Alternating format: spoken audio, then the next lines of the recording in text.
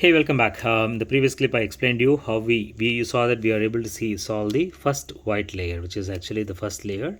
We initially put the white cross by identifying the centers, and then we also had the four corners fixed. So now we are in this. Now, as normally what we do in this, when we finish the white layer, we invert it and then we start keeping the yellow on the top.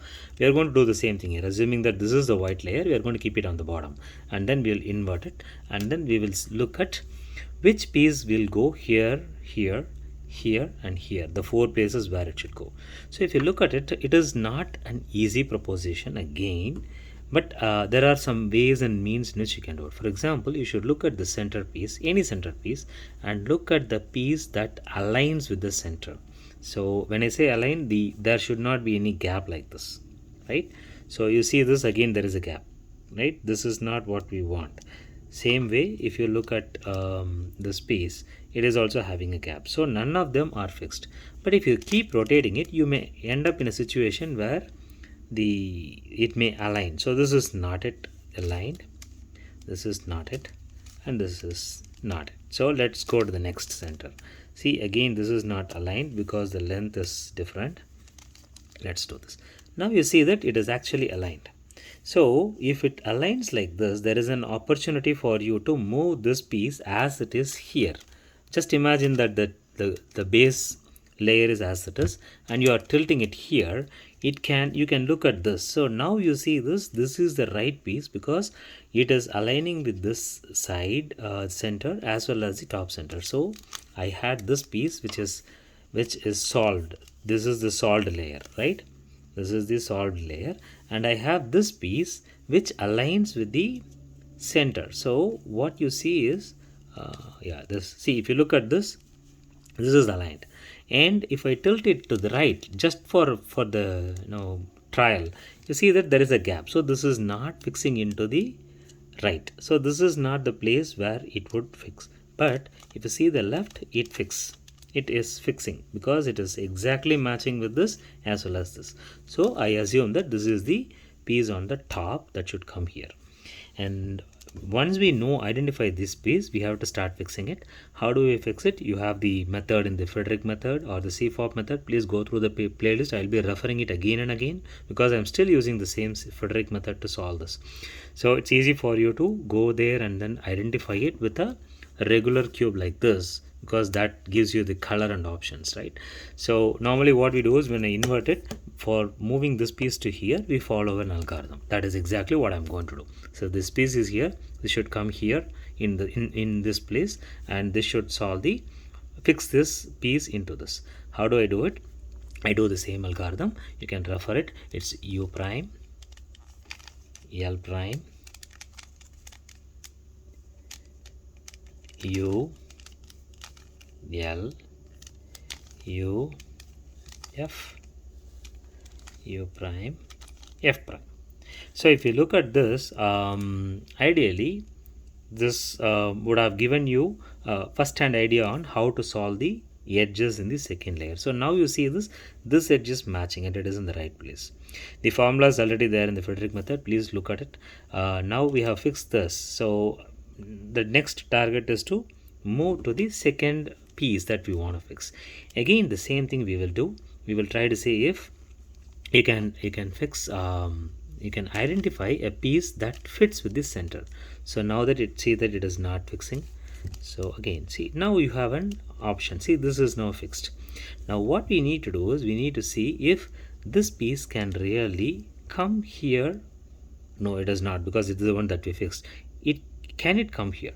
It can come here, but see that it is not aligning, right? So the gap is there, right? If you see the gap, there is a gap between these, right? So this is not the right place. Then what should we do? Should we have another piece looked at, or should we fix this with the other piece? Let's see. You look at this piece. So now this piece, you have the one that is aligned, and let us see if this fixes into this. Does not, because you see the gap, right? So let's see the other way. Now you see that this aligns, it matches with the line. So this is the piece that should come to, this piece should come to here. and you make sure that you are not distorting the lower layer, and you are also not distorting the item that you fixed. The item that you fixed is here, that is supposed to be in the same place, and you are now with this piece that you want to move to here, sorry, here, right? You see that now the alignment is correct, right? So the alignment is right, so this piece should come here. Now again I go to the Frederick method. Please look into it. How do I do it? I'm not going to explain it, I'm going to do it, but you can refer it whenever. From here to here you use u, r, u prime, r prime, u prime, f prime, u, and f. So now you see this entire line is fixed. So you see the lower layer as it is good, and the second layer, this piece is fixed and this piece is also fixed, right? We are left with two more pieces to fix. So let us see, it may be one of the pieces on the top, or it may be inside the same place. So now you see that this is aligned.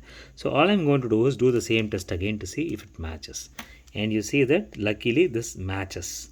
So this is the piece that should go here, and I see that the others are not disturbed. So I'm going to do the same thing, u prime, r prime, u prime, f prime, u, f. So if you see this, your third item is also fixed. So out of the 4 you have already fixed the third edge. We are left with only one more edge to be fixed. All the others are fixed. So let's look at this again. See, now this is also not matching, this is also not matching, and this is matching. But if you match, it should also match with this. So we'll do the test again to see if it matches, and you see that again, yes, it is matching. So it is good, right? From the line it is good, and from the side it is good. So this is the piece that you want to fix, right? You are left with this piece that should come here. I do the same thing, u, r, u prime,